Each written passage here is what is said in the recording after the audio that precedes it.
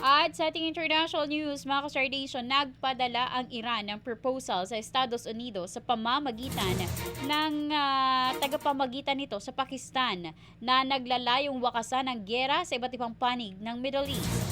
Sa kanilang panukala, ginit ng Iran ang pagtanggal ng US Office of Foreign Assets Control or Foreign Assets Control sanctions sa Iranian oil sales sa loob ng 30 araw at ang pagwawakas sa naval blockade ng Amerika sa kanilang mga daungan.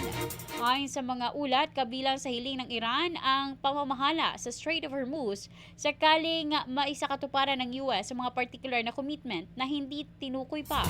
Gayunpaman, sa pamamagitan ng kanyang Truth Social platform, mariing tinutulan ni US President Donald Trump ang counter-proposal ng Iran. Ayon kay Trump, totally unacceptable o ganap na hindi katanggap-tanggap ang mga kondisyong inilatag ng Iran para wakasan ang giyera.